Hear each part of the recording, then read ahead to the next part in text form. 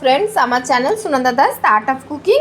আজ আমি তোমাদের রুই মাছের সিম আলু আর বড়ি দিয়ে পাতলা ঝোল করে দেখাবো। আমার চ্যানেল প্লিজ সাবস্ক্রাইব করো, Sunanda Das art of cooking. আর যারা সাবস্ক্রাইব করে রেখেছো তাদের অশেষ ধন্যবাদ। আর যারা জুড়ে আছো আমার সাথে, লাইক করছো, শেয়ার করছো, কমেন্ট করছো, তাদের অশেষ ধন্যবাদ। আমার সাথে তোমরা এরকমই থাকো। আর তোমাদের আমি রেসিপি সিম্পল একটা রুই মাছের আলু বড়ি সিম দিয়ে প্লেন একটা ঝোল করে দেখাচ্ছি, আমার সাথে থেকো। চলো আমরা স্টার্ট করি। দেখো মাছটা আমি হলুদ নুন দিয়ে ভালো করে ভেজে নিয়েছি, ফ্রাই করে নিয়েছি।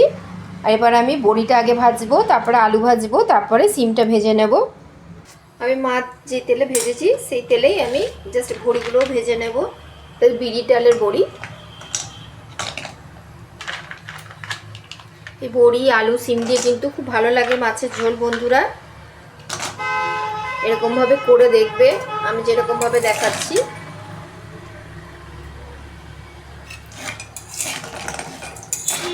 তো জাস্ট একটু ফ্রাই করে নেব।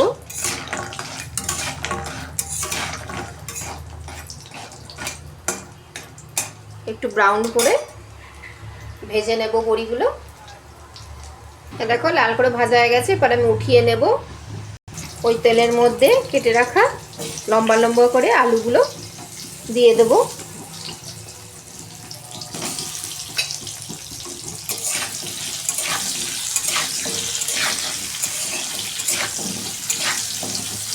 এটার মধ্যে একটু হলুদ আর নুন দিয়ে দেবো। আলুটা ভাজার মধ্যে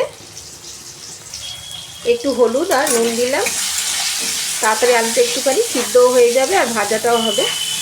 জাস্ট আলুটা ফ্রাই করে লাল লাল করে ফ্রাই করে উঠিয়ে নেব। আমার channel Sunanda Das art of cooking. আমার চ্যানেল যারা ফলো করছো, লাইক করছো, শেয়ার করছো, তাদের অশেষ ধন্যবাদ। জাস্ট লাল করে উঠিয়ে নেব।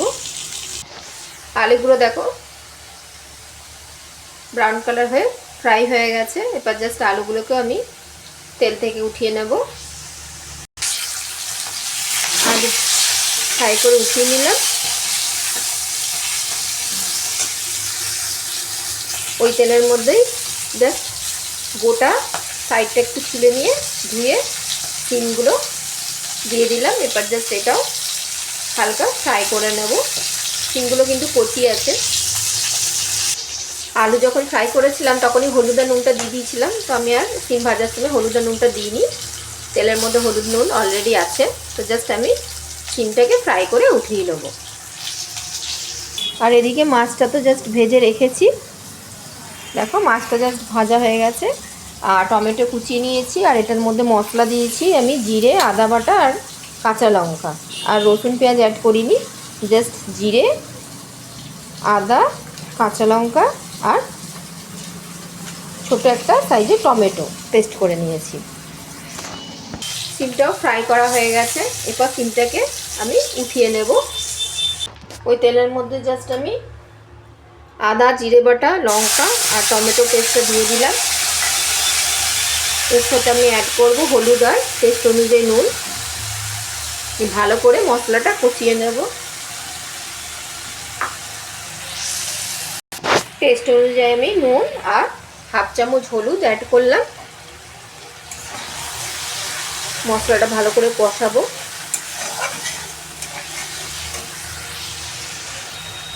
এর সাথে কেটে রাখা টমেটোটা দিয়ে দেবো। আমি বেটেও একটা ছোট টমেটো দিয়েছি, দেখো এই জন্য লাল কালার এসছে। আর টুকরো করা অর্ধেক টমেটো টুকরো করা দিয়েছি। তো তোমরা গোটা টমেটো বেটে দিতে পারো। এবার এটা ভালো করে মশলাটা কষিয়ে নেব। মশলাটা 10 মিনিট ধরে লো ফ্লেমে কষিয়ে নেব। দেখো কষছে। আরও 5 মিনিট আমি কষাবো। মশলাটা ভালো কষলে কি হয়, মাছের ঝোলের একটা ভালো টেস্ট আসে। যে কোনো রেসিপি মশলাটা খুব সুন্দরভাবে কষাতে হয়। মশলাটা কষানোর পরে কিন্তু ঝোল বলো, কারি বলো, যে কোনো রেসিপির টেস্টটা নির্ভর করে। তো জাস্ট আমরা আরও 5 মিনিট ভালো করে কষিয়ে নেব। আর একটু তেল বেরোবে, দেখো মশলা থেকে একটু তেল ছাড়ছে, তার মানে এটা একটু ফ্রাই হচ্ছে, কষছে। দেখো আমি কিন্তু একদম অল্প তেলেই কষাচ্ছি। দেখো তো জাস্ট আরও 5 মিনিট ধরে কষিয়ে নেব মশলাটা। দেখো জাস্ট মশলাটা কষে গেছে। দেখো দেখছো মশলা থেকে এরকম তেল ছেড়েছে। এবার জাস্ট এর মধ্যে আমি অ্যাড করে দেবো ভেজে রাখা আলু। ভেজে রাখা আলুগুলো মশলাটার সাথে কষিয়ে নেব আরও 2 থেকে 5 মিনিট। আর বড়ি আর শিম ভাজাটা দেখো তাড়াতাড়ি সিদ্ধ হয়ে যাবে বলে এটা আমি এখন অ্যাড করব না। জল দেওয়ার পর আমি অ্যাড করব বড়ি আর ভেজে রাখা শিম। বড়িটাও ভাজা আছে, শিমটাও ভেজে রাখা আছে। এবার জাস্ট আলুর সাথে ভালো করে কষিয়ে নিয়ে একটু সামান্য মশলা ধোয়ার জল দেব, একটু কষিয়ে নেব 2 মিনিট।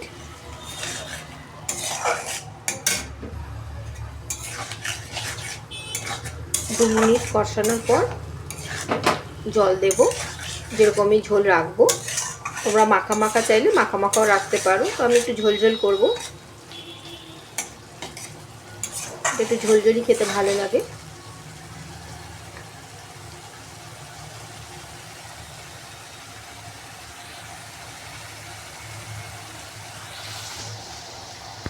দেখো জাস্ট কষে গেছে। এবার জাস্ট আমি একটু ঝোল রাখার মতো জল দিয়ে দিচ্ছি, আর যাতে আলুটাও সিদ্ধ হয়। আলুটা 70% সিদ্ধ হয়ে গেছে, আর 30% একটু সিদ্ধ হবে, তো ওরকম অনুপাতে আমি জলটা দিলাম।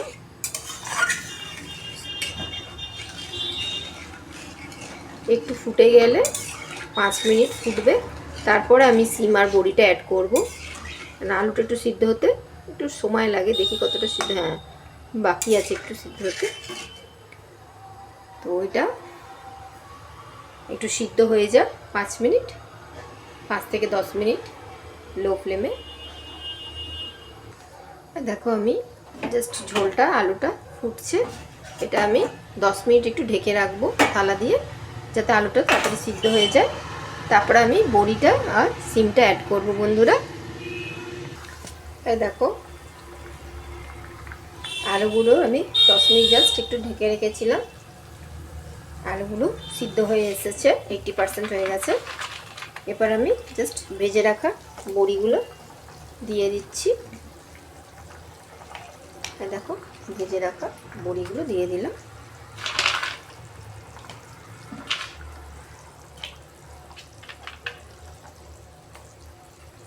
সিমগুলো দিয়ে দেব। এবার ঝোলের মধ্যে ঢাকা দিয়ে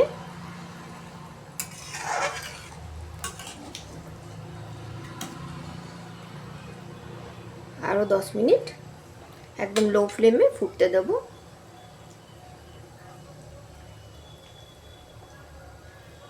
তাহলে কি হবে, বড়ির মধ্যে ঝোল আর মশলাটা ফ্লেভারটা ঢুকবে।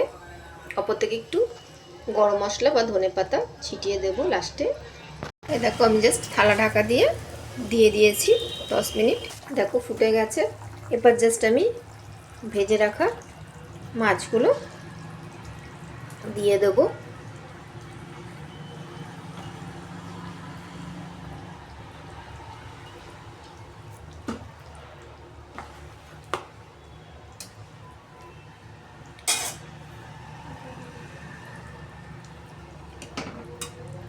দু মিনিট ফুটিয়ে এটা আমি বন্ধ করে দেব।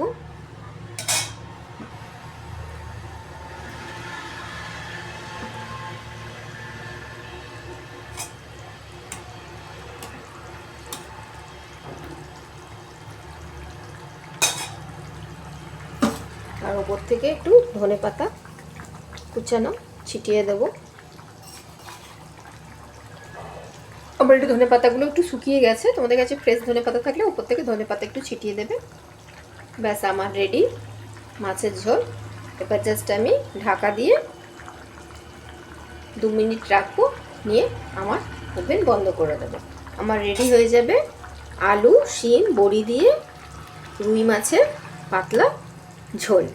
আমার channel Sunanda Das the art of cooking, please আমার চ্যানেল সাবস্ক্রাইব করো বন্ধুরা, শেয়ার করো, কমেন্ট করো। তোমরা কোনো রেসিপি দেখতে চাইলে আমাকে বলো, আমি চেষ্টা করব সেই রেসিপিটা তোমাদের সাথে শেয়ার করার জন্য, একদম সিম্পলভাবে, আমি যেরকমভাবে করি সেরকমভাবে।